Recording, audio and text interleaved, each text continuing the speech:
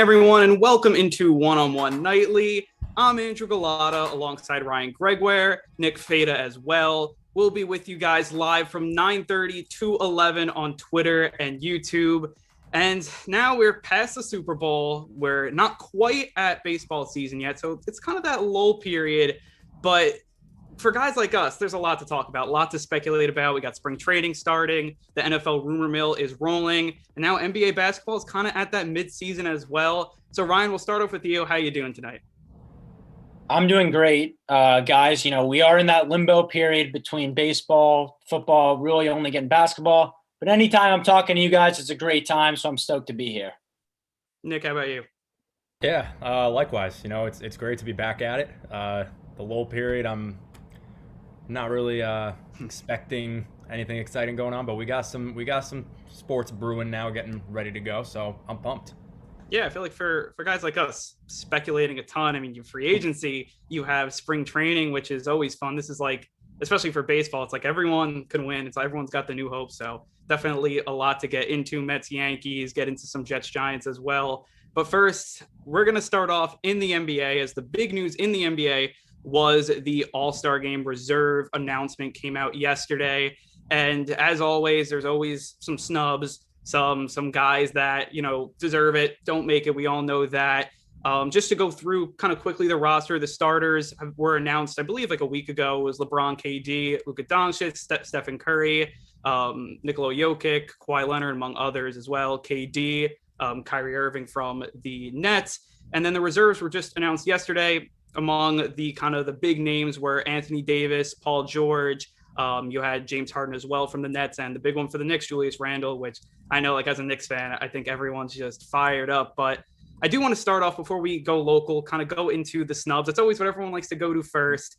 So for me, I mean, Devin Booker just got added today, but because Anthony Davis is out, so you're going to have a Booker in there. But to me, he was one of the bigger snubs, especially when you had CP3 in there, his teammate, which I would say that Booker is the better player, but he ends up getting in. So, Ryan, we'll start off with you. What do you think? What's your biggest snub, maybe besides Booker? Yeah, so I love the reaction right after we announced the reserves. Yeah. Everyone comes up with their own 3 to 4 guys that were wrong, but they never have, you have to take guys out. The All-Star game isn't, you're not getting 30 guys on teams. So obviously Devin Booker not making it originally was something glaring to me. And I'll go into my other guys in a second, but I just want to go over kind of a narrative, because Devin Booker's been putting up monster numbers in Phoenix for the last few years. And there was always that sentiment, well, you're not winning, they're empty stats, so that's why you're not an all-star. And then this year, they've turned it around. Obviously, CP3 has helped, but as CP3 said yesterday, they go as Devin Booker goes. And, he's averaging another 25-point-per-game season on efficient shooting, and they're 20-10. And you have a guy like Zion, not to rip on Zion, he's a spectacular talent, but he's kind of in that Devin Booker role. He's putting up 25 a game on a terrible team right now. So I'm glad that Devin Booker gets in for Anthony Davis. It's well-deserved. Going on to some other guys, Mike Conley, he's obviously, the Jazz are the best team in basketball right now. He's their point guard, he's their engine, and he's probably one of the best players of all time to never make an all-star team. He he gave a depressing quote the other day, how he compared his career to waiting in line at the DMV. You're waiting so long, you're waiting for your turn, you finally get to the front of the line, and they tell you don't have the right paperwork, and they send you back home. So for Mike Conley to not make it, it's disappointing. I could see him in CP3's role, but, CP3's obviously turned around the Suns. Other than that, in the West, I'm fine with the guys there. Obviously, you have the stars in there. So on the Western side, I'm all right with that for the most part. Yeah, Conley for me is the big guy. It's tough because his stats don't pop off the page. That's really what it's been his whole career. I just looked at the stat. If he were to make the All-Star game this year, he would be he would be the 19th guard in the past 40 years to make the All-Star game, averaging under 18 points and 6 assists per game. Fairly so. But you can make the same debate argument about, do guys who play on championship caliber teams, in this case the Jazz, the best record in the league, should they make the team over a guy like Zach LaVine, per se, who made it on the Bulls, who are not in the playoff picture, I believe, or maybe they're fighting for a spot. But there's always that debate, but I think you kind of covered it right. I would really go with Conley as my number one, just because he's just been the same player his whole career, and he's never got that nod. Same role in Memphis that he has now in Utah, and it's a better team. So I would fight for that guy because it's just really, to me, like you said, he's a leader on that team with the Jazz. Of course, Gobert and Mitchell are kind of the star power, but without him, it's a total different team, you know. So he's my guy, really, Mike Conley. I feel for that guy. I hope he's still got another year in him where he could prove that he deserves the spot. I would just love to see that, but it's a sad thing to see him not making it again. Man, I can't believe he's never made an All-Star game. Really? I mean, he's a player that's been also good for a long time too. I mean, like basically since I've started to follow basketball, which is like 10 years, he's always been consistent, really good player. So that's actually really surprising. And I mean, he's a guy that, especially with the best team, I mean, I know that a lot of people don't think the Jazz, like, oh, they think they're actually the best team, they're for real. But for them to only have 2 All-Stars is definitely something to talk about as well. And I think Conley would have been definitely kind of that third guy in there. And then when you guys talked about players that maybe don't have the big like points per game and stuff like that, you look at Ben Simmons as another guy that made it, didn't have the points per game, plays on a really good team. So I know it's obviously Eastern Conference and different, but maybe that's someone you could kind of turn to, or like, as you were saying, CP3 is another guy. I mean, for me, I mean, that's something that how Conley didn't get in there. I'm actually really surprised that first of all, he's never made one. And then when you look at the other guys, you would think that they would like give him kind of the nod because he's never made one. Yeah, it is surprising. There are a few other guys in the West, some other guards who are putting up some nice numbers. DeMar DeRozan's the number 1 guy in the Spurs right now. They're in the playoffs. Yeah. Shai Gilgeous-Alexander is having a great year leading that Thunder team. But at the end of the day, if you're going to put up the numbers and win, or necessarily not put up the numbers like Ben Simmons is, you'd like to see it get rewarded in the other conference for the same kind of metric. So yeah, Mike Conley, that is unfortunate. Moving on to the East, though, there's one snub where I found this really fascinating, and it's Domantas Sabonis. Yep. So he's actually the first player in NBA history to average 20, 10, and 5 and not make the All-Star team. And when you factor in that he's on a playoff team, right? It's not like he's putting up empty numbers. They're winning games and he didn't make the All-Star team. The East, the big men are a little more like you have the stat patterns. Vucevic has a monster year. Obviously, Zach LaVine is putting up monster stats. But for a guy like Sabonis not making the East, he's my number 1 snub there. I'd put him in, LaVine. I know he's a guard, whatever. You could figure it out. Vucevic too. But, yeah, Sabonis is a monster, and I think he deserved to be there. That was literally the thought I had. Took it right away. I would say you could argue for guys, but I think at the same time, everything going on with the pandemic, the guys over in Miami, Jimmy Butler, Bam Adebayo, they've missed too much time. The Heat have been struggling. So you could, of course, make the argument for those guys because they are star players. But I wouldn't give them the nod. I would say the NBA did a pretty good job. Of course, there's going to be snubs regardless, and we could go on and on. But I was going to say I totally forgot about Sabonis. And I think the reason why you forget about the Pacers because they're basically the same team every year, 4 or 5 seed in the East. They don't have a superstar. They have 2 or 3 guys, Malcolm Brogdon, Sabonis. Those are their leaders. And they just come together and play really good team basketball. But the stats part for Sabonis, to me, is just so crazy. I mean, a double-double plus 5 assists as a big man. What else could you ask for? So I would say, yeah, he's my other guy. Him and Conley are the 2 men that I would just say could get there. But I can't say I would want to see anyone else get taken off this team. So that's where I would say, sorry, guys.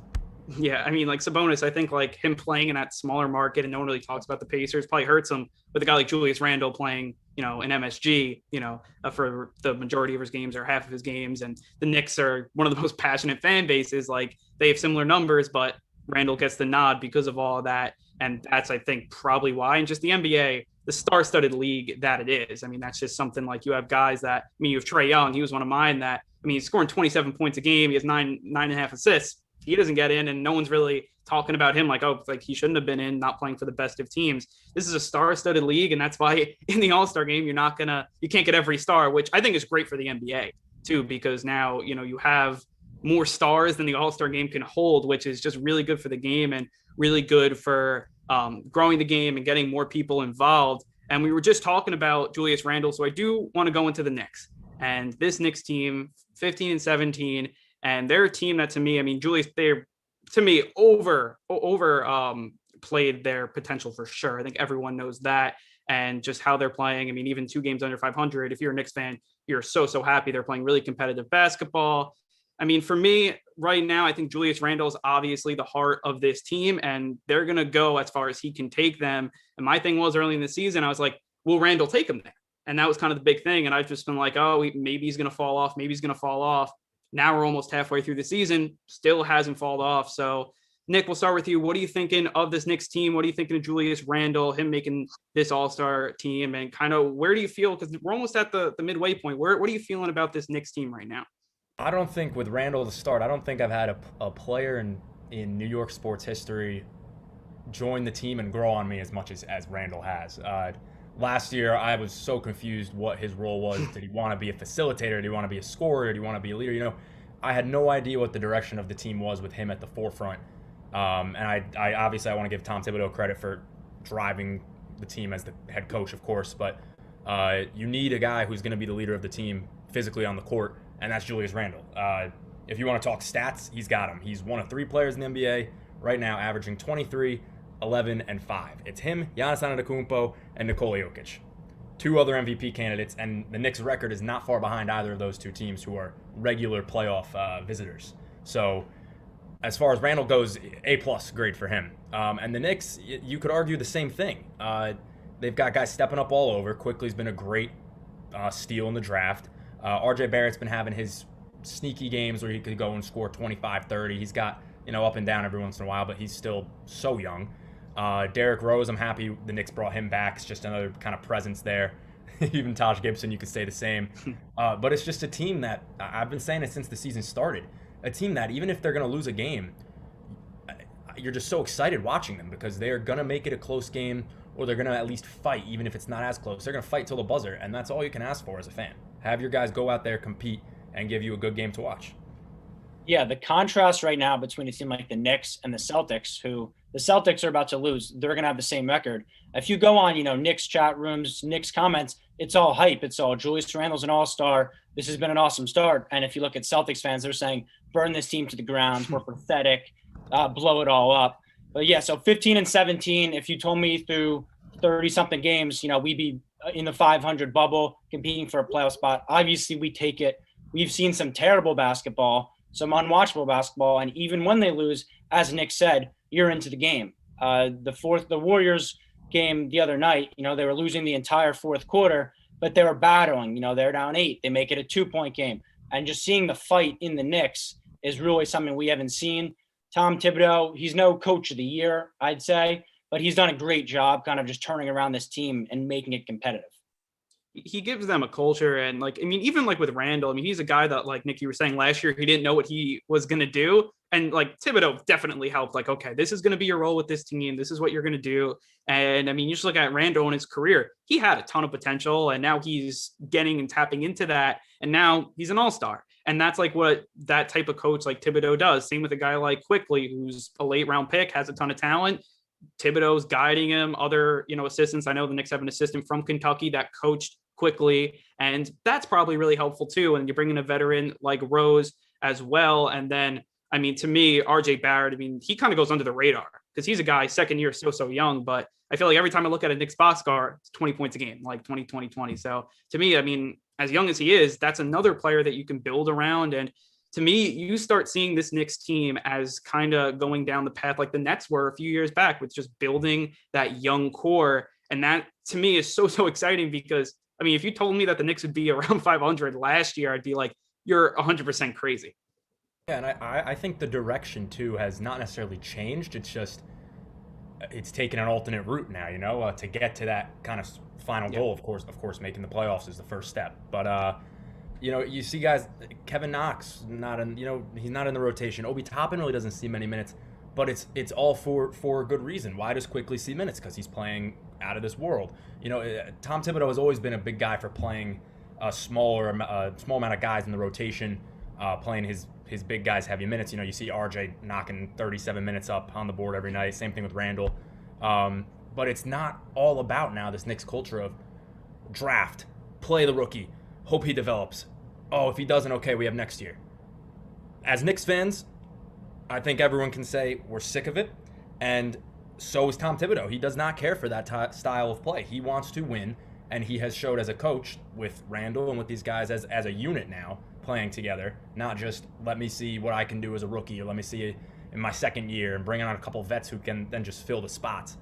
It's not about that anymore. It's about winning the games not developing, if you are not, frankly, if you're not good enough to play right now, or if you are not putting in the work that Thibodeau wants to see on the court, and you're not beating out the other guy, you will not play in the game. It's an unfortunate reality for guys who, Knox still so young, Frank Ntilikina, but it's how the team is functioning now, and frankly, it's been working so much better than the past few years have, and that's really the key to success, I think. Yeah, even if this team doesn't really do anything, which I still think, we're not expecting this team to really compete for anything.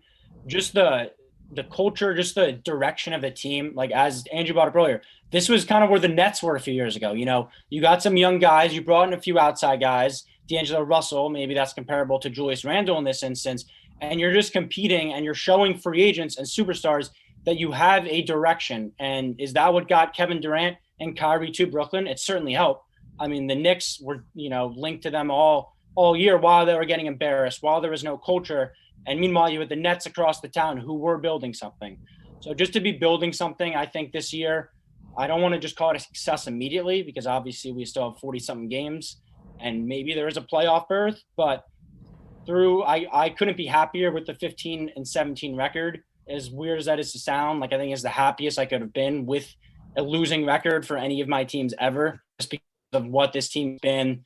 So overall, I'm kind of enjoying the ride right now. We'll see what they do as the deadline approaches. Was D Rose the number one ad? We'll see. But overall, I'm just enjoying Knicks basketball. Yeah, and that's, I think, why they brought in Tom Thibodeau to kind of steer the direction of the franchise, which to me is good. Like, I don't think Thibodeau's the guy that is going to get the big free agents. Like, I think they're going to need someone else. And that's just what I think. And just because I highly doubt like the big KD type player is going to want to play with such a controlling type coach like Tom Thibodeau, but still, I think the Knicks needed someone that can stabilize the organization, and he's been that guy. And that's something that to me is just, it's very, very important to start building that. And kind of the last tidbit I do want to put in on this Knicks team is that the Knicks may have a lottery pick this year, and it may be from the Mavs, which who would have thought that coming into the year? And I know we'll get into some KP stuff later with Porzingis, but to me, that's just kind of the thing with the Knicks, and hopefully they can keep it up. And for me, I'm like, I've seen this story before where they started off well, like around 500, and then it just comes crashing and burning. But this team does feel different. They feel like they're building something. And back then you had bad coaches, and now you have a seasoned coach and a veteran coach. So I do think that this team can keep it up. And if they're even playing for a playoff spot, if they're in like that play-in tournament, that's a win. That's definitely a win for this Knicks team. But now I do want to move over to Brooklyn and talk about this team with the Nets, who obviously have the big three and they're getting hot, and they've won 7 straight games, some of them without KD, which is even more impressive. 21-12. It looks like they're starting to really hit their stride. And now it's starting to get to that point where this team can seriously make a finals run. And to me, this Nets team, to me, it's fun to watch. I mean, I've watched a few games over the last week or so, and I mean, you just see all these stars, and like anyone at any time can just pick up and then like can control a game, which is something that they're going to need in the playoffs. But to me, I just feel like they need a big man. They need maybe a few depth pieces, and that's going to come in big in the playoffs when you play the better teams. And I think they're going to go out and get someone like that. And we see a guy like DeMarcus Cousins maybe out there. You're probably going to need someone that plays a little more defense, but I think big men, maybe it's going to be one big piece. Maybe it'll be a few small pieces. That's just where I feel like this Nets team is. To me, they're just one piece away. Ryan, what do you think about that? Yeah, I mean, I agree. And the beauty of the NBA is you're going to be able to get that piece, even if you don't have the money. The buyout system in the NBA is, past the deadline. If you're vets, you can't deal them. You're just going to buy them out, and they're going to go to all the contenders. So the Nets are 100% going to be able to add a big man, whether it is a guy like DeMarcus Cousins you mentioned, although we both can, attest that I don't think that's the best basketball fit. Andre Drummond would be an interesting fit. He's probably going to get bought out. But to see where the Nets are doing right now when they're not even at full strength, 5 straight wins on the West Coast, 4 of them are without KD. We've seen Harden take over games versus Phoenix. We've seen him beat the Clippers. We've seen him beat the Lakers. They are on fire right now, and they're not even at full strength, right? They're missing Kevin Durant, who's a top 4 or 5 player in basketball at the very worst. So, as happy we were with the Knicks a second ago, we be very realistic about the Nets. This team is very serious. This team is going to compete for a title.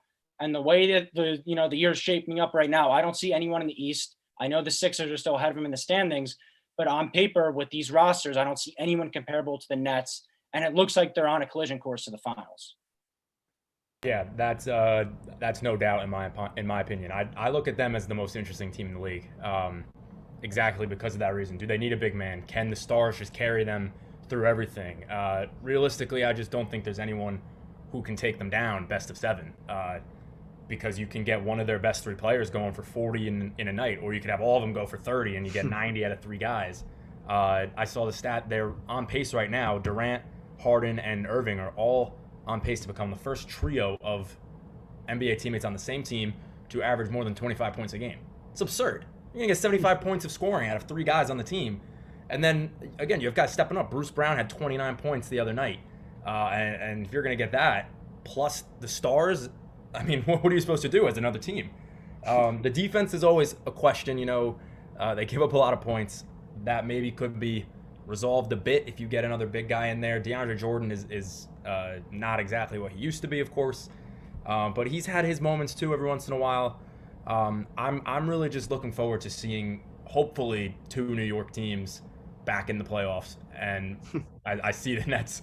You can't say the Knicks competing for a championship, but the Nets are going to be right there at the top of everything, seeing what they could do. Yeah, I mean, to me, the star power on the Nets, that's the thing. Like, to me, out of everyone in the East, they got the star power to beat a team like the Lakers, to beat a team like the Clippers.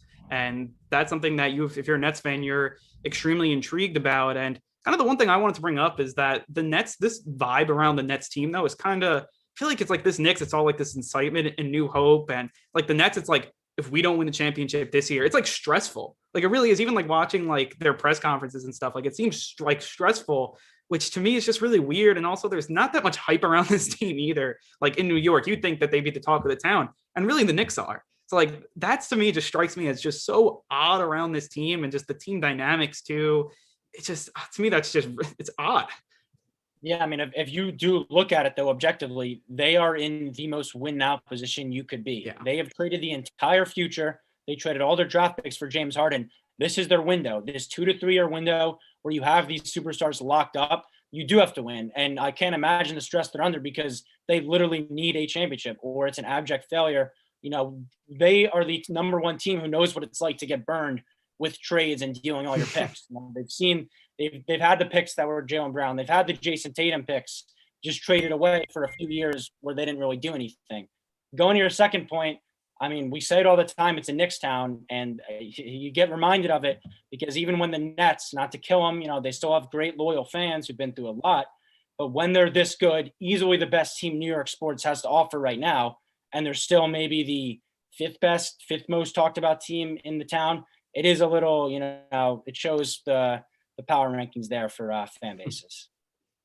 Yeah, there's just no question to me that the Nets are going to do it in my mind.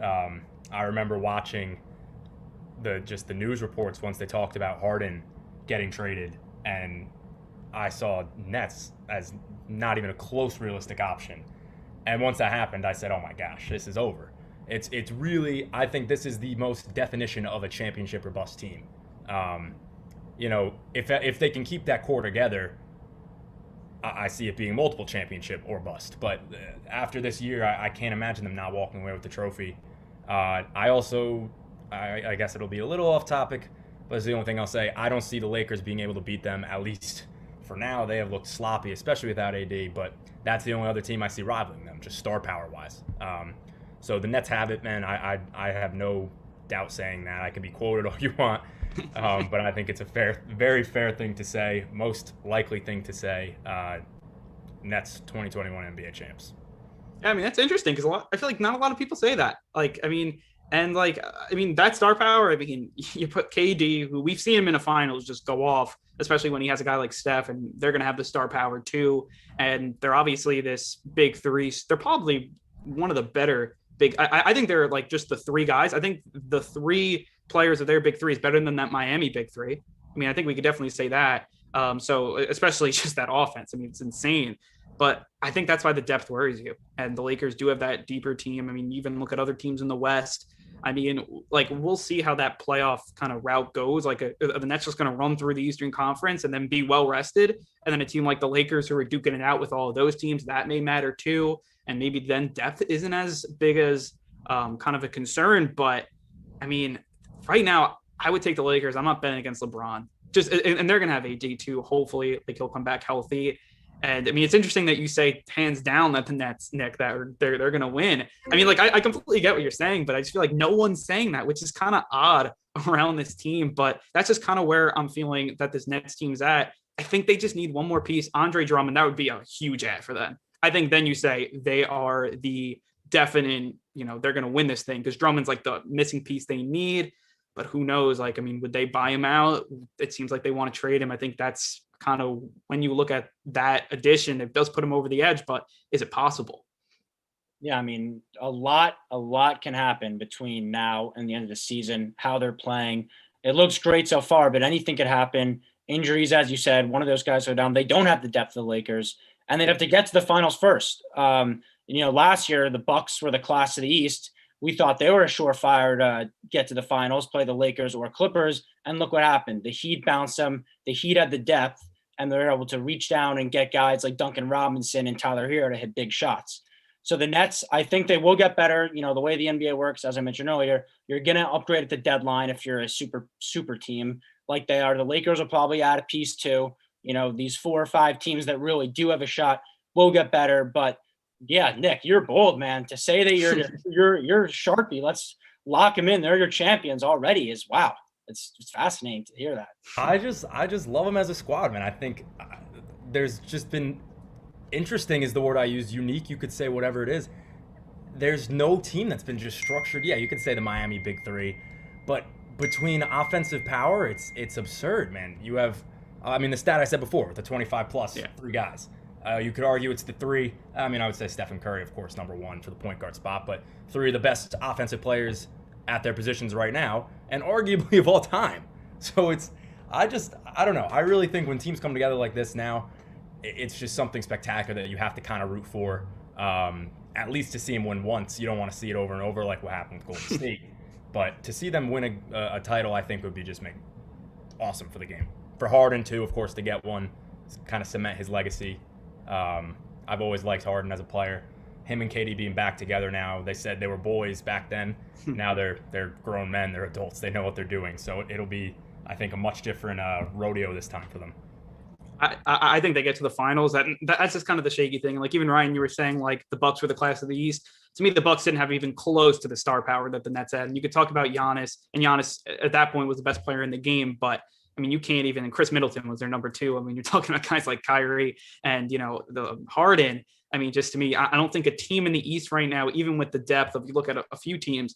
I think if those 3 stars are healthy, they're going to get to the finals. But then you play LeBron, you play AD, and that's kind of where it gets kind of dicey. But I do want to move over to the West real quick to talk about some quick trade rumors as kind of we go back into this Porzingis stuff, because I know some Knicks fans and maybe Mavs fans are eating that humble pie a little bit, because it seems like that trade was won easily by the Mavs. They got KP for, you look at none of those players that the Knicks traded for or even on the roster. So it was like, oh, KP easily.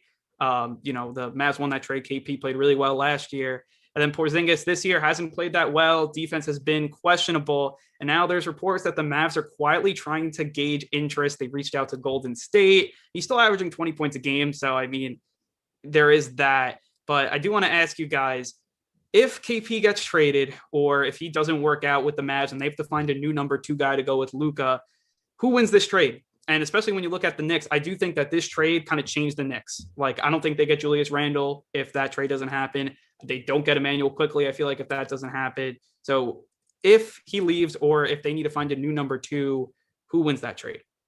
Yeah, I'm going to go out and say, even if he does leave, Knicks fans, we have some good things going for us right now. We need to admit we lost this trade. You remember at the time, Porzingis is a 22-year-old superstar phenom. He's the future of this city.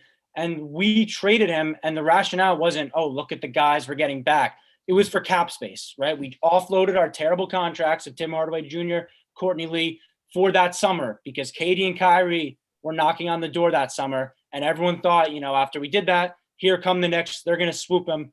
And we saw our little brother in New York take those guys from us. So I know it led to a ripple effect, right? We had to turn to Julius Randle, some other guys, Marcus Morris. We trade him. That pick becomes quickly a massive chain reaction. You can look at that web for yourself. At the end of the day, we traded a guy who was supposed to be the future. And let's not write him off completely in Dallas. These are preliminary talks. He's still giving you 20-8, right? I know the defense has been bad. It certainly hasn't worked out the way they've imagined. But if you look what they gave up, 2 first-round picks when you're, competing the way they are in this day and age is nothing. We saw the Bucks give up more for Drew Holiday. Kristaps Porzingis was a way better talent at the time than Drew Holiday. So I know the defense isn't there, Porzingis. I know it hasn't worked out the way they've wanted to. I know they're in the lottery right now. But at the same time, Dennis Smith Jr. was the headliner. He got back. He's already out of here. He kind of fell out of favor. And when you're the Knicks, you're preying onto 2 first-round picks where, obviously the Mavs are out right now, but they can turn it around. So I think Knicks fans, we have to swallow our pride. We have a lot going right for us right now. This was not one of them. This was a disaster. The Knicks still lost this trade. Yeah, it's tough to say the Knicks won it in reality. I love the term ripple effect you use. That's the only kind of argument you could make for the Knicks saying they won the trade, because that cap space, of course, it was meant for KD and Kyrie. But in the end, of course, it went to other things. You could look Randall, and you explained it all. But really, the bottom line comes down to on that day, a few years back, when that trade was made, I don't think there was a single New York fan saying, "Let's go, I'm so excited. That was a great move. That was awesome." No one said that. Getting rid of Porzingis might have been one of the worst things probably the worst thing the New York Knicks did in recent history. Did they reap some benefits? Of course, and hopefully will continue to. I think everyone's kind of rooting for the Mavs to not play well, of course, so that pick just keeps getting higher and higher. But my real interesting thing, I guess, would be for the Mavs, if they get rid of Porzingis, what are they looking to get in return? Are they looking to get something right away to win now to pair with Luka, or Luka Doncic is still very young, as we all know. Are they going to try and keep building for the future? That's the real interesting part. And as Knicks fans, you would want to see them hope to build for the future. That way this year's record continues to plummet in the downward direction. But yeah, I would say there's no way you can say the Knicks won it, really. From what came out of that directly, I don't think there's anything but draft picks to show for it now, and cap space. No players still on the team. Dennis Smith, DeAndre Jordan, Wesley Matthews, gone. Played maybe a half season total. It was just a mess. And when Porzingis came back and started to play well again, I didn't wish bad on the guy, but I was like, oh man, really, he can still play, and we got rid of him. So it was definitely a tough pill to swallow. And I think both teams will. It's just like the Melo trade that happened in 2011, I want to say it was. You could go back and forth saying who won, and then look in the future and see what it brought upon. So it's always good to have those sorts of debates. But yeah, you got to say, unfortunately, the Mavs, they won the trade. Yeah, Nick, you were saying how there are, that was one of the worst moments in Knicks' recent history. There are a lot of them. I mean, you go back to the Phil Jackson one, you can go back giving off just crazy money to Tim Hardaway Jr. or Courtney Lee or all that stuff. But I mean, there's so many moments. I mean, that's why this Knicks season is it's so fun, because there are just so many bad things that have happened. But I think this trade may end up just like a Knicks for both sides. I mean, if Porzingis isn't that number 2 guy, I mean, if you're the Mavs, where are you? Gave him a lot of money as well, so that could be a problem too. But I mean, we'll see. I think Porzingis, he's still really young too, so I think he could grow, has to play more defense. But if they didn't get the number 2 guy like they wanted to, I think then I don't know if they win that trade either, and then you're just like both sides are kind of at a Knicks. But I think it's yet to be seen. Still a lot of young players, but that will wrap up our NBA talk. Was definitely really fun. Next, we'll be shifting down to Florida, where we're going to catch up with Mets and Yankees spring training. But first, we are going to take a quick break. You are listening to One on One Nightly.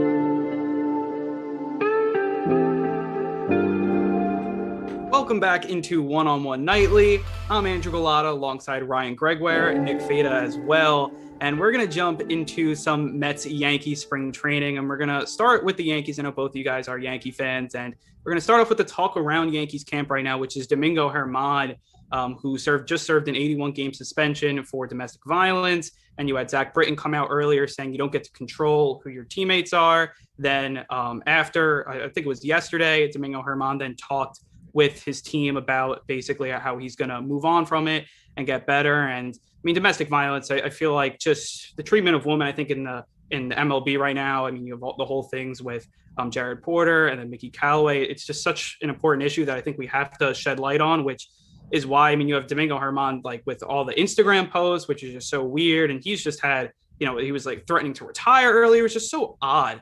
And then, he speaks with the team, and then Luke Voigt did say today that we're going to give him a second chance, and Stanton said that he's determined to kind of take this next step and recover and do things. I think for him, helping others and kind of trying to, solve this issue of domestic violence and really the treatment of women in baseball right now. And it's interesting to see this kind of story revolve right now around the Yankees and just kind of their World Series aspects. And then you have this locker room kind of issue right away.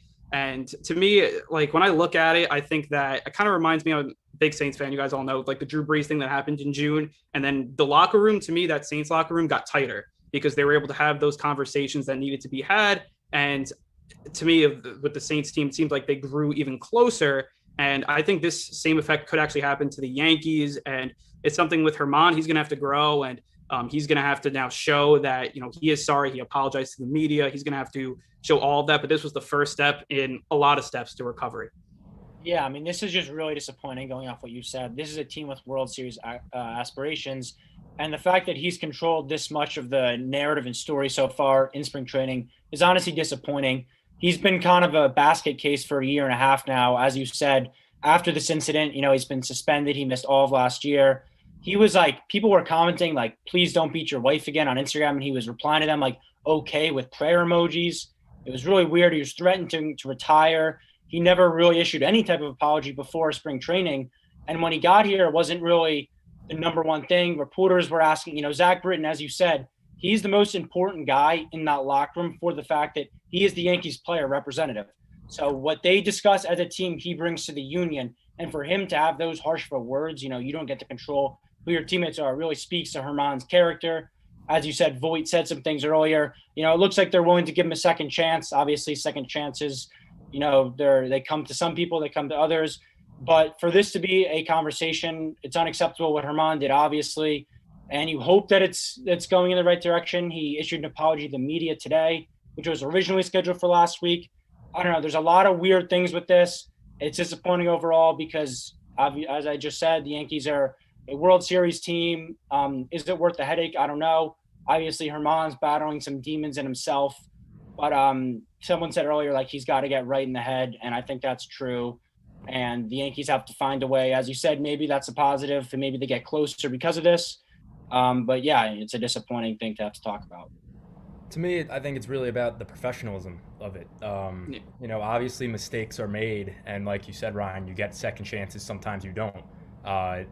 Everyone's going to have their opinion on the matter. If the Yanks are giving him a second chance, he's got to learn, be a professional, learn from my mistakes, don't do it again, and go do what I'm being paid to do for a living. I'm a professional baseball player. Be a professional on and off the field. It's something that is obviously easier said than done, and everyone has their own issues, but at this point it's become too prevalent of an issue for this Yankees team where they have to handle it. And if it comes to either saying goodbye to him or giving him the second chance, which is what they are supposedly going to continue to do, then that's what it comes to. And he's going to have to step up and decide, am I going to be a professional? Period. To me, Germán's got to get off social media. I mean, he's like, it's a way for him to connect with the fans. I'm like, I mean, all these weird stuff. I mean, like, he's got to grow up because like, this is like, I mean, I think it was talked about it multiple times where he's got to be a man basically. And I mean, commenting to all the people on Instagram, like, why are you doing that? Just like go out, do your job and pitch. And especially with this Yankees team, and you look at that pitching staff and to me, it's thin. You look at the depth, it is thin. And I mean, he's a guy that if he's pitching at his best, he would help solve that for sure. So, I mean, if you're him, I mean, you got to go out there and now you got to basically be quiet, don't be an issue, and do some good things in, the community, be a face where, you can stop domestic violence. And that's obviously going to be huge towards his recovery and for him to basically now move on from this. And, he's going to have to pitch well. And if these antics continue, the Yankees have no choice but to release him. And if his play is not good either, I mean, it's not like he's this star pitcher. Like, I mean, if he has another, issue, whether it be, domestic violence or just being, on Instagram and just commenting to people and being disrespectful and all that stuff, he's gone. I mean, he has to be gone. I mean, just the Yankees and their code of conduct and what they're known for, he's going to seems like gets the second chance. And I guess that talk in the locker room, it seems like the players, there was kind of a switch there. I mean, Stanton said today that he looks determined, and Voit had what he had said. He said he's on thin ice, but he is our teammate. So it seems like maybe some things have changed, but that's just kind of where I am with this Herman thing. Yeah, the one thing that you touched on, how they kind of do need him, and I really hope this isn't like if they've kept him because of they need him on the field, then that's a terrible reason to keep him. I really hope that's not the case. And you're going through a lot of headaches right now keeping him, so he better make you look right for doing that, because they could have easily just immediately released him. There would have been no pushback at all if they did so, rightfully so. But they've decided to stick with him for whatever reason. And he's got to prove them right, because he's a big season ahead of him on the field and off the field. Yeah, and you guys were talking about this, this Yankees rotation, and I hope it's not like that he was, he brought back just because they need him. I don't think that was the reason. I mean, the Yankees, they don't seem like the organization that they're going to bring someone to. So I do think that he, hopefully, at least step one is, he's moving in the right direction. And I do want to move into this Yankees rotation. And I think that when you look at this offseason for the Yankees, they got DJ LeMahieu back. That was big for them and their offense. And their offense is going to be, to me, one of the best in baseball. It always has been. They've had their troubles in the postseason, but to me, it's always the pitching. And obviously, they add Cole, and he's the ace. And then this offseason, to me, you lose a lot. You lose three out of 5 of your rotation guys with Tanaka, Paxton, Happ. And you replace them with, you get Kluber and you get Tyone. Both of those guys hasn't pitched since 2018. And to me, it's just, as a team that's looking to go to the World Series, I expected more as a Mets fan. Like, I was expecting the Yankees to go out, especially with the Mets having a good offseason. I was expecting the Yankees go out and get a guy like Trevor Bauer, and they weren't even in talks with him, or someone like him getting another starting pitcher. And Tyone, to me, he's good, but he's a guy that's coming off of now 2 Tommy John surgery. That's a lot of question. And just for me, the New York Yankees, I think that I was expecting them to do more. Right. And I'll go into some moves in a second, but with the state of the AL as it is now, them not getting better, but not getting really that much worse, honestly, is an upgrade compared to what some of the other teams did. The Astros lost George Springer. The Rays lost Blake Snell and Charlie Morton. And obviously, you mentioned 3/5 of the rotation. James Paxton was an afterthought last year. His velocity was down. His performance, he did not really turn in any good performances. He didn't pitch the last few months of the year. That's not something that we're talking about. Tanaka is the one that does hurt. And, obviously every Yankee fan will tell you Tanaka gave it his all. He was dependable. He pitched through that torn UCL every single year. No complaints. He put up numbers. He was big in the playoffs. So to, dismiss his loss, I'm not going to do that. That is a huge one. But I do like, with the small money ball they were playing, the moves they made. Corey Kluber is one that's really interesting because obviously he's a 2-time Cy Young winner. He's had his own injury problems. But if you look at, who was behind this deal, Eric Cressey, who's the head of player health for the Yankees, he has been training Corey Kluber for the last 5 or so years. So he's a guy who knows everything about Corey Kluber's medicals, everything like that. Corey Kluber took less money to go to the Yankees. It's been reported that teams offered him upwards of $15 million. He took 11 to come here. He believes in Eric Cressey. It's his pitching coach, was his pitching coach in Cleveland. So there's a lot of familiarity there. And I think, if they get 80% of what Corey Kluber was in Cleveland, that's a deal that's worth it. That's basically what Tanaka was giving you. You brought up Tyone as well. That's a really low-risk move. They didn't give up any notable prospects to get him. He's a guy who has stuff, and when he's healthy, he's going to perform. So it certainly is concerning. I'm not going to go Yankee boy here and tell you it's an easy path to the World Series. This team is stacked. They definitely need someone to step in the rotation, whether that is Herman. Severino is supposed to come back in the second half. That could be a huge boost. He's really the X factor for this team. Devi Garcia, Clark Schmidt, who's now hurt. They need one of those guys to step up. There's a lot of question marks right here. You hope at least one or two of the question marks pans out, because if it does, if you look at the state of the AL, I'm going to leave the NL out of it. They have some stacked rotations. In the AL, there really are not that many super rotations. When you have Garrett Cole at the front of your rotation, you're going to be able to win some big games. So if you figure it out, hit on one or two guys after that, they'll have enough to get there. It automatically, I think every year with the Yankees, the number one question is health, especially since kind of this team has been formed together, with Judge and Stanton. Pitching has always, the guys going down early in the season, and really then varies are other guys going to step up. So with these kind of smaller additions we made, or the Yankees made, it's really about health.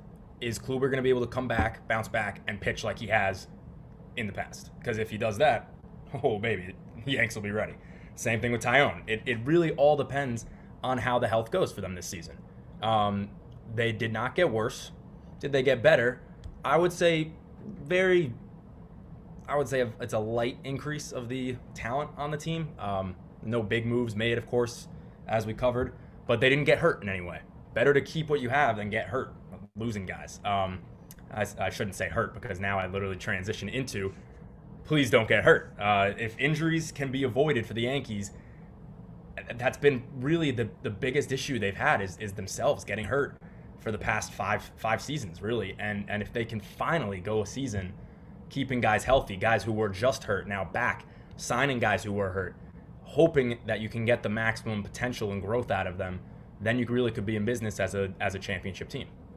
But that's kind of what frustrates me, because this Yankees team, they acquired two players that are known, over the last few years, they haven't pitched. If you're known for getting hurt, you'd think you'd want guys that go out there and eat innings. They had one in Tanaka, but he leaves, and that's something that, to me, I would be worried if I was a Yankees fan, because if you're going into the postseason with Cole and then question marks, we've seen this in the past, and it hasn't worked for the Yankees. And that's something that, to me, I would they were the team that should have got a guy like Carlos Carrasco, an innings eater that, the Mets got, a veteran type guy. I really thought that, Bauer, he may have not been the pitcher because of his off the field stuff, but someone like him where you can, and maybe they'll add someone like him at the deadline, but this is not like the Yankees I'm used to, that just are going to sit back and get these value moves and play Moneyball. Why is Moneyball coming up in a conversation about the Yankees? That's something to me that's just the big bad Yankees. Is this not going to be the big bad Yankees? And that's something that you could talk about the other teams in the AL and how them getting worse. And I completely agree. And this team, just because of that, they're going to be at the same level that they were last year. But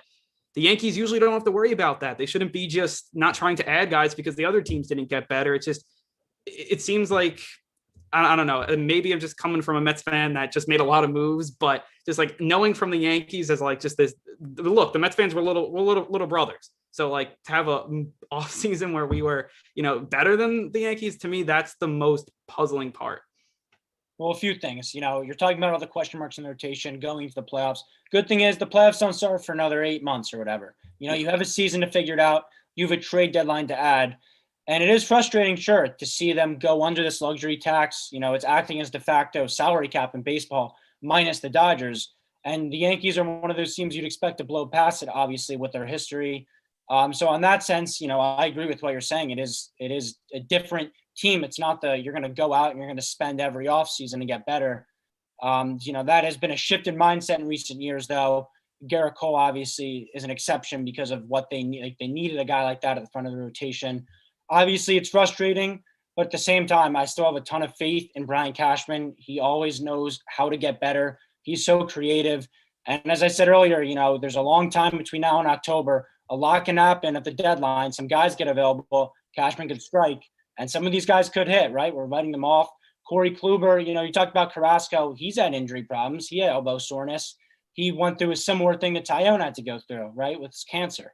So, this offseason, it was slim pickings for the Yankees. They were never going to get a guy like Bauer. I don't think it would have been advised to spend $70 million on 2 pitchers when you have 3, 4, and 5. That would have been even bigger question marks. They said all along that they let Tanaka go. It was 2 for the price of 1. We'll see if that 2 and Kluber and Tyone is worth it, because that'll define the Yankees offseason, right? They kept DJ LeMahieu. That was huge. At some points, that was questioned. So you give him credit there. But if Kluber or Tyone, maybe both of them hit, it's a fine offseason. We'll go into the season. We'll see what we need. And I trust Brian Cashman to improve this team at the deadline if there's a glaring hole somewhere. And I agree. I think the trade deadline, they may go out and get someone. Like, I really do think that. And if they do, and then they get that big pitcher, maybe it's only like a rental for a year, and then like money's not an issue, I could definitely see that. But just like, I guess for the Yankees, I feel like I'm used to the George Steinbrenner, the Mets make a move. Okay, we'll make a big move. And that's something that just didn't happen. And talking about the Mets, I do want to move over to them. And early in spring training, talk about the Yankees, they've had kind of, the thing with Herman and all that stuff. The Mets really positive. I mean, they've had the Lugo injury, which I want to talk about a little about that bullpen, but it's really just a breath of fresh air. I mean, Steve Cohen, what he's brought to this team, Sandy Alderson, talk about the Lindor, Carrasco we talked about. But I mean, this kind of reminds me of that 2015 going into it, just like, okay, this is just a breath of fresh air. That rotation was amazing. You had a lot of young guys. This kind of feels the same, but with money back up to it. Now, I don't think the Mets are going to make the World Series. And even going into 2015, I didn't think the Mets are going to make the World Series and win it. But it just kind of has that like new feeling to it, this new chapter of the Mets. And that's something that I'm really excited about. And for me, the expectations of this team is like, you don't really know yet, but for me, it's playoffs. Like if they make the playoffs, I'm happy, and you kind of build on that. But the thing with the Mets is going to worry me. It's that bullpen. I've seen Edwin Diaz blow too many games, and you have Lugo go down, who he was the rock of that bullpen. He goes down, and they didn't really add anyone besides Trevor May. He was their big get, but then you lose Lugo, and it's like, where are we going to be? And I like the rotation and what they're doing. They just added Taijuan Walker, who's going to be number 99. I love that. But that bullpen scares me, and just especially because the MLB is going towards bullpen. You need bullpen depth. If I'm the Mets, I want to bolster this bullpen, and now it's going to have to happen during the season. Right now, you're not going to probably get anybody good, but that's a piece of this Mets team that really worries me. Yeah, quick note there. The Yankees stole Justin Wilson from the Mets. He's going to be great with the Yankees. Nice to see it. Yeah, that was a great deal. I'm surprised to hear you say that with the 15, because I feel like there's a 2015. I feel like there's a lot more pressure on this team. You just traded for Francisco Lindor. He was the best player that switched teams this offseason. You have to make some noise. Obviously, the Yankees have sky high expectations. I'm really high in the Mets, and I think everyone should be, and the expectations should be there. Obviously, they're in a competitive division. They're probably still not better than the Braves. And I do agree with you, playoff mandate. I really think Rojas probably is tied to the playoffs at this point, because this regime isn't the one who brought him in. But I think the Mets, they easily have the talent to make the playoffs. The lineup is a lot better. And especially when you do have Lindor on that contract year, Conforto, Syndergaard, who's hurt on the contract year, I think the Mets have to make some noise. If they go 87 and 75, squeak into the second wild card and get bounced, I don't really think that's a successful season. I think the Mets should have expectations, because I think they're that good. I think when you look at the lineup, there's not really that many holes. And as you said, the number one thing is absolutely the bullpen. You're a Mets fan, so you've seen so many, heartbreakers after heartbreaker where the bullpen falls apart. And I feel like you have to address that more with another move. I don't really know with the Lugo thing. He should be back, but that's definitely concerning.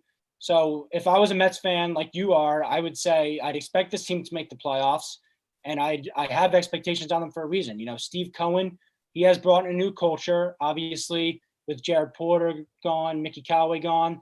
There's kind of a zero tolerance policy. I was glad to see him cut bait with Jared Porter kind of immediately. Yeah. It shows a new change of the guard. And if you're a Mets fan, I think you have to be pumped up. This is a really big year. You got the guy in free agency, right? Like, how often does that happen? You got Francisco Lindor. So, I'd have big expectations if I was a Mets fan for sure. I think regardless, when you're a New York team, you're going to have some sort of high expectations. Yeah. But like you said, Ryan, now you bring in Lindor, and that's just game changing. I mean, you went on social media the day that trade was made, and you couldn't see a Mets fan on Instagram not reposting something with their story of, oh, Lindor this, Lindor that. And as a Yankee fan, you feel a little bit, oh, okay, nice, cool, we get it, you got him. But it's you feel that way for a reason, because now, all right, tough guys, let's see what you can do over there in Queens. I mean, I'm very interested to see. I think this Mets team is going to be very exciting. I don't know what standards I want to set for them, because again, the Mets have had certain years and a lot of games where they look great, and then, like you said, the bullpen goes and screws it all up. So you're going to have a lot of ups and downs, I think, with this season. The real key to me is making the playoffs. If they make the playoffs, that's where the noise, of course, is made. Postseason baseball is just so much different to me than any other sport, because you get hot as a pitcher or as a hitter, and you get guys playing together who are on a heater together. You have no clue what's going to happen. It can be anything spectacular, and that's what I think this Mets team really can kind of embody with the sort of star power that they've established, and now, especially with Steve Cohen, the new culture that they brought upon the team. No, I completely agree. And I think this Mets team, if they get in, even a wild card spot, which I think they're going to be around, you get in a 1-game playoff with Jacob deGrom, and you're liking your chances, even if you're going up against a team like the Padres or whoever doesn't win the NL West. I mean, I'm still kind of liking my chances because you have Jacob deGrom, the best pitcher in baseball, in my opinion. But to me, I don't think it's a make or break playoffs, even though my expectations are playoffs. If they don't make the playoffs, I think they will. Let's say they win like 85 games, or maybe they lose in the wild card round. I'm like, okay, it's better than last year, much better. I think Cohen is gonna put out the money to sign Lindor to a super contract. I mean, I think that they're gonna re-sign Syndergaard, re-sign Conforto if they feel like they're pieces of this team. And I feel like this is going to be a sustainable winner. I think that's what Cohen's going to bring. And I mean, he talked about being the Dodgers of the East. And that's something that, to me, hearing that, I do believe with Cohen and his pockets, his deep pockets, I think that's something that he can do. And it's reasonable, which, I mean, who would have thought this? I mean, if you would have told me this a year ago with the Will Punts, I mean, I can't even imagine. But I'm going to leave it at that with our baseball talk. I mean, both these teams are going to be extremely fun to watch. And talk about the Yankees with another year of World Series aspirations. The Mets finally getting good. They're kind of like the young challenger, it seems, almost, which it's going to be fun. And I can't wait for the Subway Series. And hopefully we'll have fans in the building to watch those games, because it will definitely be really fun. But next, we're going to get into some football, talk about Jets and Giants, see how they can improve. Both teams definitely below average for the Giants, awful for the Jets, but we're going to talk about how they can get better here in this free agent period. But first, we are going to take a quick break. You are listening to One on One Nightly.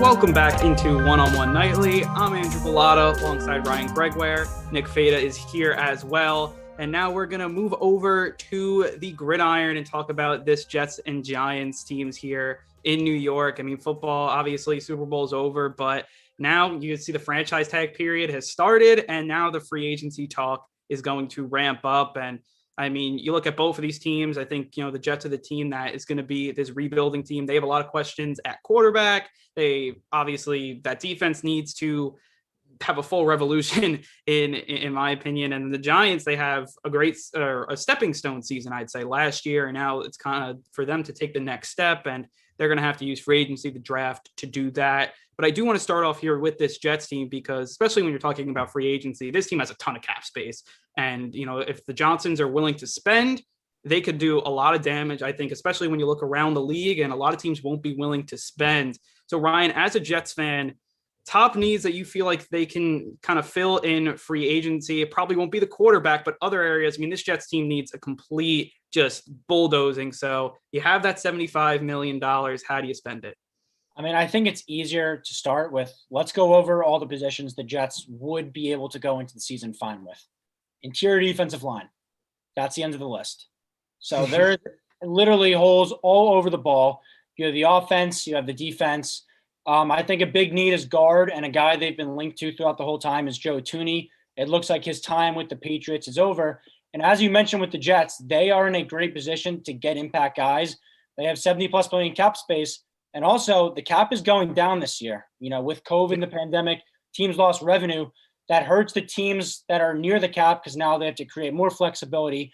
But with a team like the Jets, who already had a ton of cap space, they are in the driver's seat, because they have an even bigger advantage with that, that kind of pillow of extra space. So I'd like a guard. I could go on forever here, but secondary is a huge need. The corners were getting killed all year. I don't know in free agency if there's any great needs. You might have to look in the draft there, but re-sign Marcus May. He's kind of their vocal leader now with Jamal Adams gone. On the defense, he has interest in coming back for some reason through all this. He was here in Gase. He was here with Bulls. He's seen it all with the Jets. He's interested in coming back. So I think that's a no-brainer. You use some of that cap to get him back. You get Joe Thuney. And then you look at the receiver. There's some guys out there. Allen Robinson's been linked to the Jets a bunch. He's doing that social media troll. He's liking all these like Robert Saleh tweets, getting Jets fans excited. Another guy that's a really good fit for the scheme is Curtis Samuel. He's a really good fit for that Shanahan offense. He can go all over the field. He's a speed demon. So I think that's an interesting fit. Those are some basic needs just to start off. But yeah, as you said, this team needs an absolute overhaul. There's a lot they need, little they don't. No, yeah. I mean, I think you summed it up perfectly. And you just look at it. I think cornerback's a big thing. I think Richard Sherman is a guy that can come up in there. I know he loves what Salah's doing, and he was a defensive coordinator with the 49ers, and Sherman's he said about Watson, you should come here. And which is he's a free agent. So they're like, oh, he obviously can, go with the Jets. And I don't think that's going to be a huge contract. Obviously, Sherman has had his injury issues, has obviously age is now getting up there. But that's a guy, in a really young secondary, he's a player you would like to have. And obviously with the Jets having those 2 first-round picks, a guy like J.C. Horn, who was great with South Carolina, and he's a guy that I think you put him and Sherman together. I think you got a nice little duo there. And your safeties, I think Marcus May re-signing him is going to be big. The wide receiver, I agree. I think Allen Robinson, I think he's the main guy here. That I think if the Jets can get him, that's a solid number 1 receiver. I think the Giants may also want him, which we'll get into later. Even the other guys, I wouldn't throw money at a guy like Juju or a Will Fuller type. I don't think the Jets really would. It would kind of be like an old Jets move, I feel like, to get Juju, but I don't think it will come to fruition. But that's just kind of where I can see this team definitely signing. You talk about the cap space and all that stuff. A lot of these teams are going to have to maneuver to get under the cap, and they're going to just try to retain their own players. And the Jets are going to be, to me, one of those few teams, if the Johnsons do want to spend it, that they can go out and fill some holes, and probably at a cheaper price, because if a lot of teams don't have money, then the players won't have that much money to get. So I think that's something for the Jets that definitely is good for them. And it'll be interesting because you got the draft picks and you have the cap space. And I feel like the Jets have had that for a while, but nothing has really come into fruition for it. Yeah, really quickly. The reason I bring up Curtis Samuel is because I think he's a way cheaper option than Allen Robinson right now. Oh, yeah. And so when you look at, the Jets, obviously, it's unrealistic in the NFL to say they're going to get the best guard on the market. They're going to get the best receiver. They're going to bring Sherman in. That's just not how it works. You have to save some dollars somewhere. And I said with the scheme earlier, that's why I think Curtis Samuel is a perfect fit. Obviously, Allen Robinson's a monster, and I'd love to have him. But if I'm being realistic, you're not going to spend top dollar every single position in the NFL. No, yeah, for sure. And I mean, Samuel, he was playing at the NFC South, so I know a lot about him. I mean, the Panthers, they lined up on all sorts of places. And I mean, at a certain point when McCaffrey was out, he was playing running back too. I mean, he was doing everything. And he's a guy that, playing in that Joe Brady system, which is, spread him out. He was a guy that Teddy Bridgewater really relied on. I think the majority of his catches were on third down, which is great to see. And he's a guy with sure hands. So, I mean, he's a guy that would definitely be a quality add. And you're right. You don't win in free agency in football. It's going to have to be through the draft. And the Jets, hey, I mean, they got the ammo to do it. Now they just got to go out and do it. And now I do want to move over to the Giants because they're a team that I think is moving in the right direction. I think they got the coach. And now it's kind of that final year for with Gettleman and Jones. This is now they're going to have to show themselves, and they're probably going to have to make the playoffs. The NFCs probably won't be that good, so maybe they have a chance. But Nick, as our resident Giants fan here, what do you feel like they do to get better here to kind of build off of their season last year and kind of, I guess, save Gettleman's and Jones's job? The first thing, of course, is to hope that the progress is continued through next season. What the Giants showed, they had some games where easily they could have come out with a victory and taken that playoff spot. They had some games where they just looked absolutely terrible. But in the best terms, we want to see that growth, of course. And then I think in terms of free agency, I would say a number one receiver might be the best move. I mean, of course, every team wants to boost their receiving core, but for the Giants, it's unclear who's really that number one guy. Is it Slayton because that's Daniel Jones' favorite target? Is it Sterling Shepard? Even Golden Tate used to get a lot of targets. I don't think he's in the conversation, but there's not a real clear-cut number one in that Giants receiving core. So, of course, you'd want to see Allen Robinson. I don't think it's going to happen. My number one target for the Giants would be Kenny Golladay. He was hurt a lot last season, but he's a big target, a big physical threat. I would love to see him kind of, come over to New York, take the talents, and see what he can do with Daniel Jones. In terms of the offensive line, it gets a little more difficult to determine because could we go out and sign someone? Yes. But we've got a lot of guys competing for time, a lot of young guys who hopefully can continue to grow. Nate Solder should be coming back next season. I'm not sure how well he'll fit again now that he's getting older and he missed the whole season, but he should be able to fit back in there somewhere.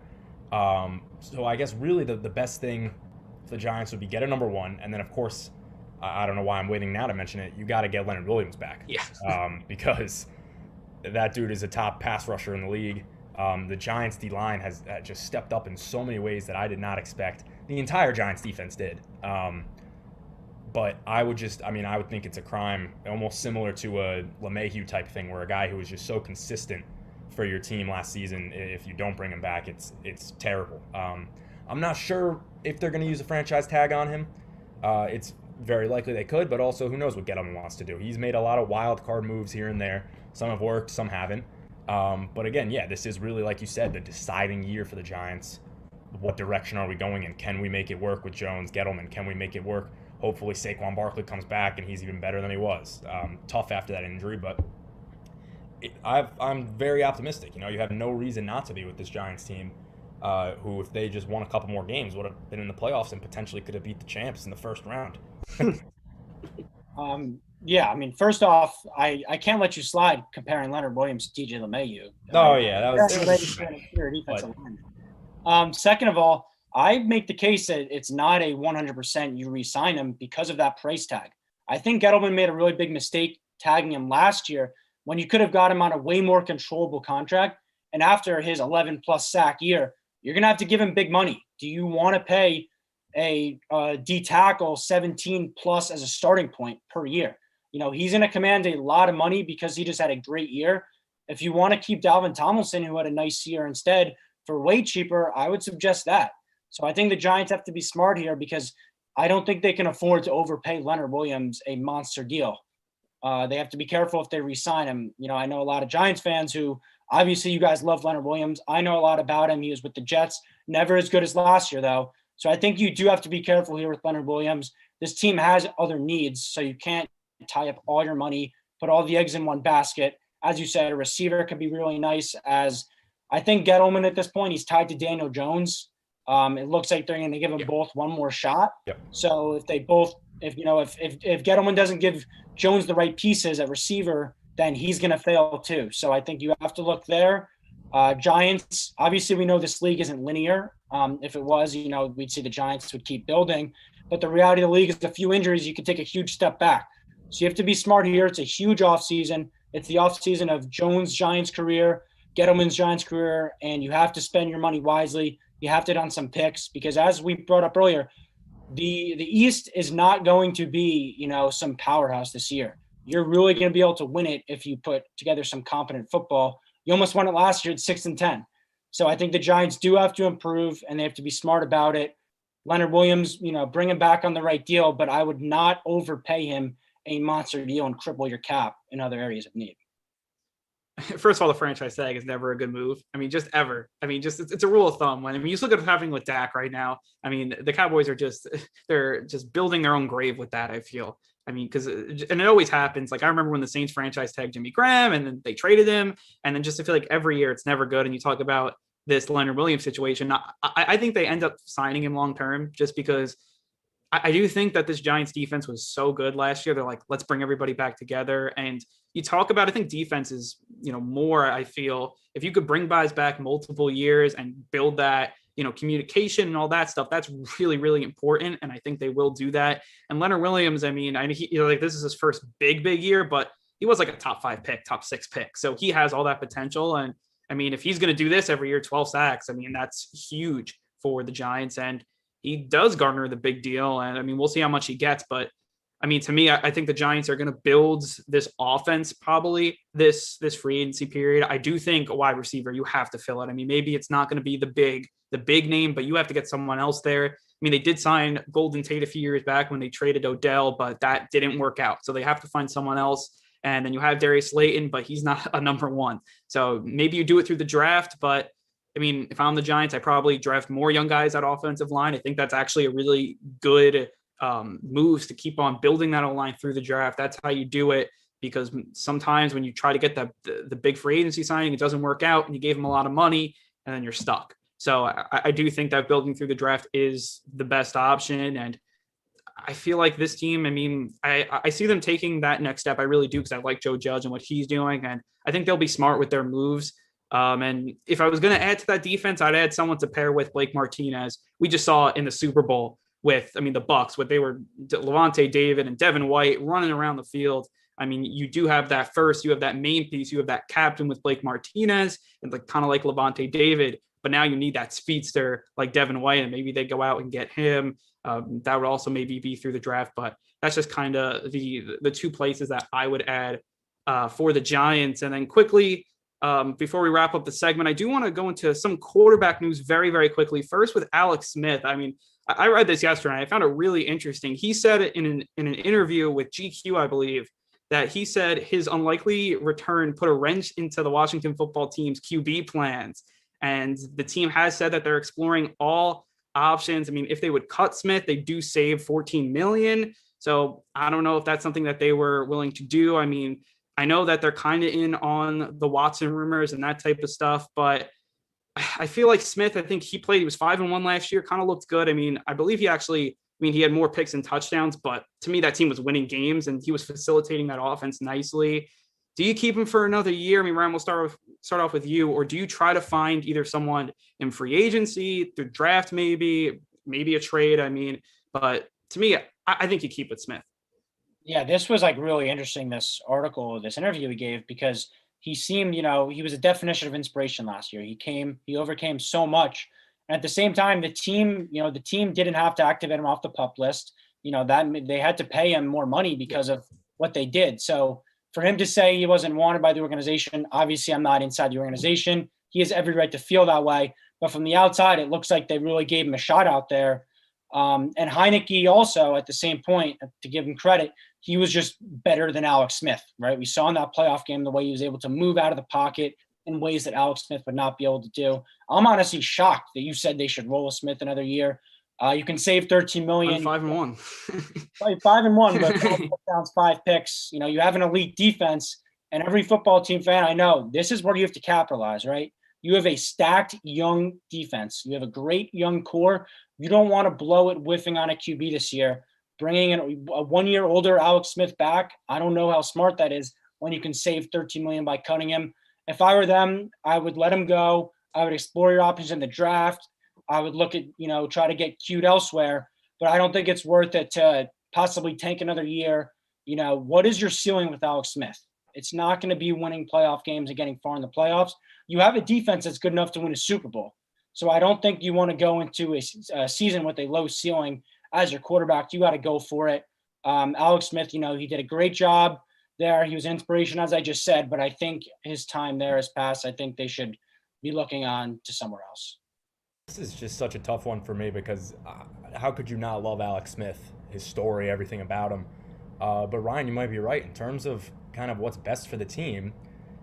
It might be worth moving on from him because the defense, again, stellar, and Alex Smith is a great leader, but the skills is 100% diminishing, and he's not what he used to be. Of course, part of that is from the injury, but he made a great comeback. But at the end of the day, too, with this team, they're young and they're trying to move forward.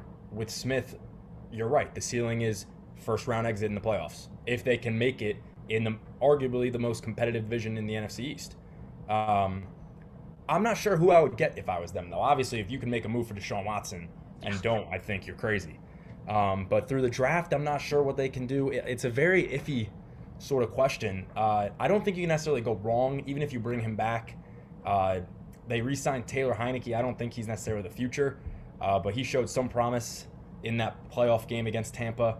But, if you bring Alex Smith back, I guess you can kind of, as that Redskins front office, think of more things during the season, depending on how he plays, seeing if you got to sit him, start Heineke. Maybe you use 1 year as a buffer, but I think you go for it, like you said, Ryan. I think you get rid of Smith, sadly, and look for something better in a different direction.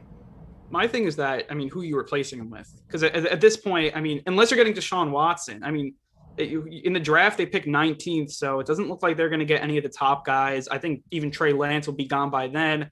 And then you're kind of with Mac Jones, who, I don't think he's really right now like the 19th pick. I know there's a lot of hype around him. You had, I believe Devonta Smith said that he thought Mac Jones was better in an interview, which I thought was really interesting than Tua. So that was something that was interesting, but I don't think that Mac Jones, you're going to start him year one and he's going to be better than Alex Smith. I don't think that. And who are you bringing him from free agency? And Marcus Mariota, didn't start last year. Jameis Winston didn't start last year as well.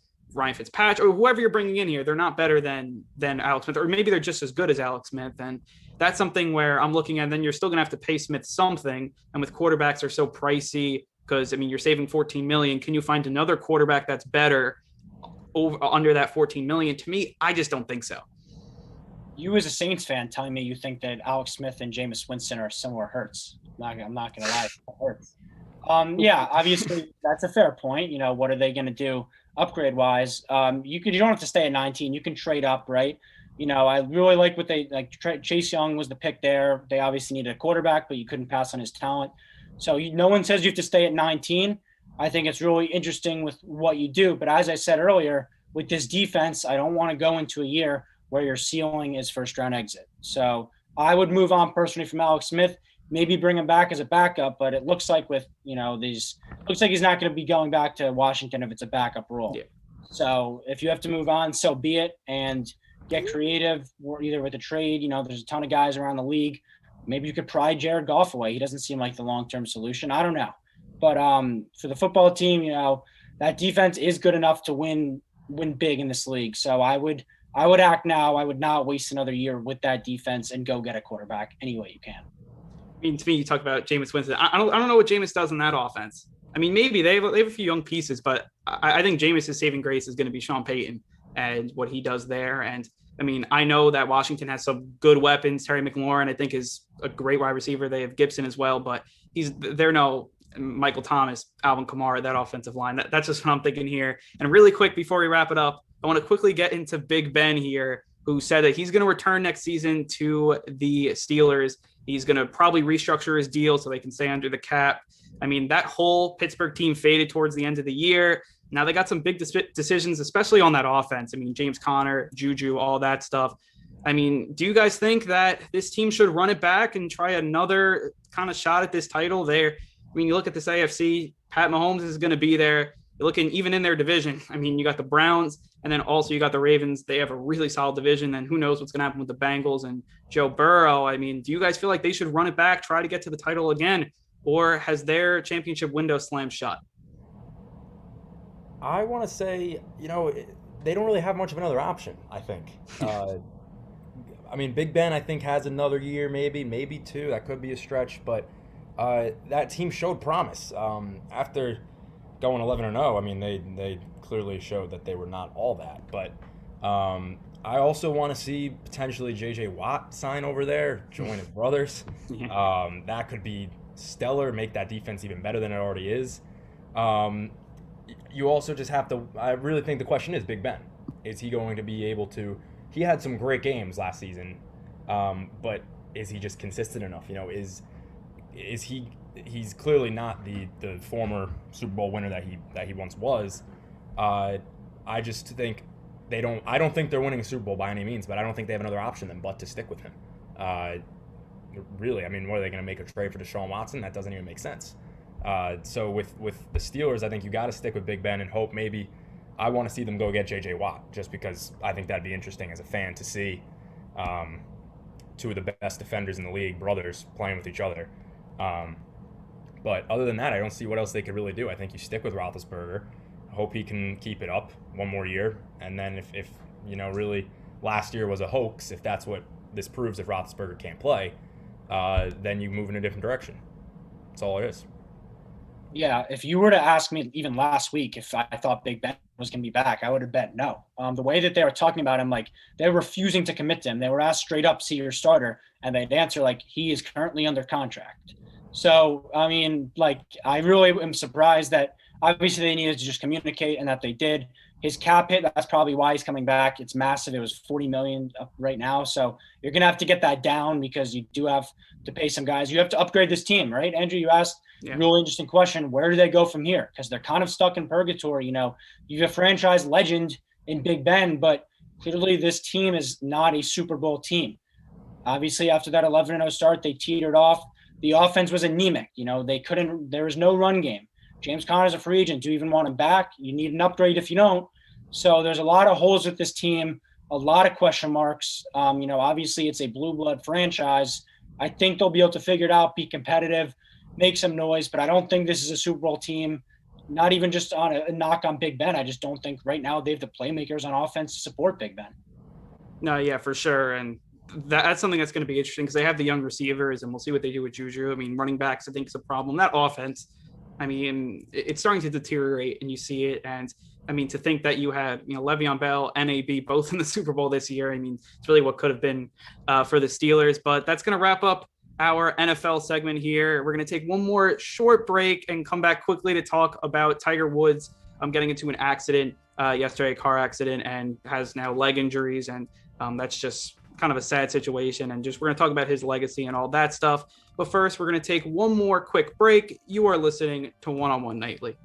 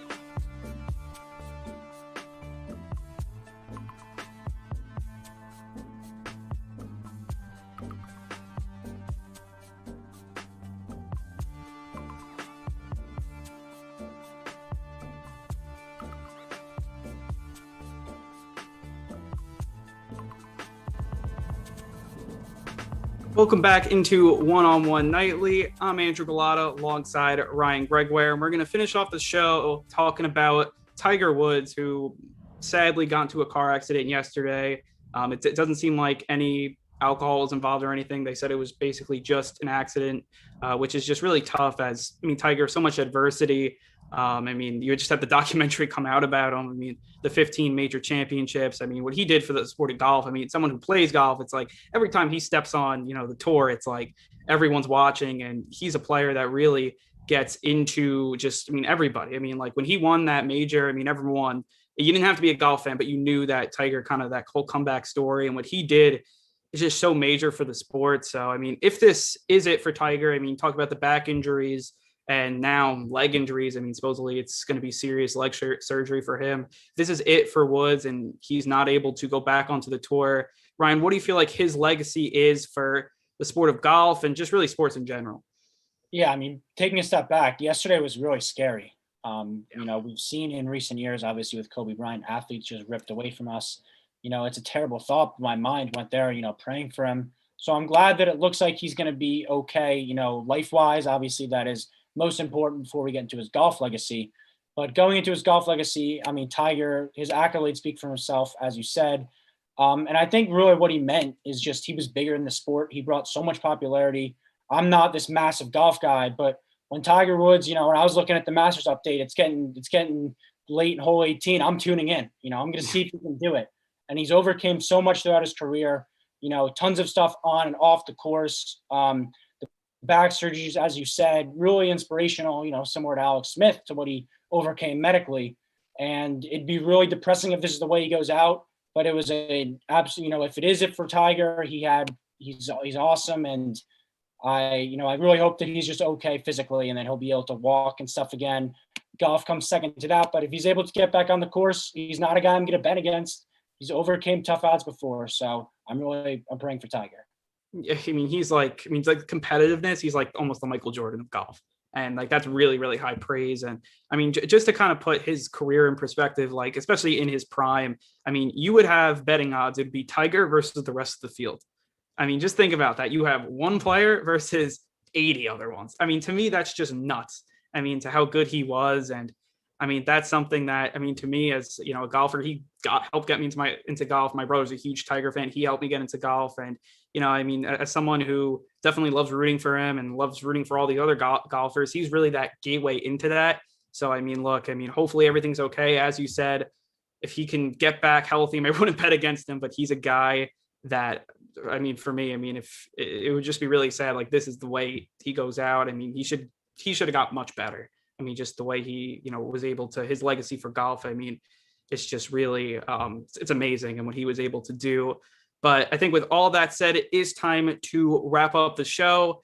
If you guys missed any part of this really jam-packed show, you could check out the highlights or the entire program on WFUV Sports YouTube page. And we really got a lot in. For a slow time, this was definitely a great show, and love talking with you guys. So for our producer, Alex Foles, for keeping the lights on, my partners, Nick Fada and Ryan Gregoire, have a good night, everyone. Get some sleep.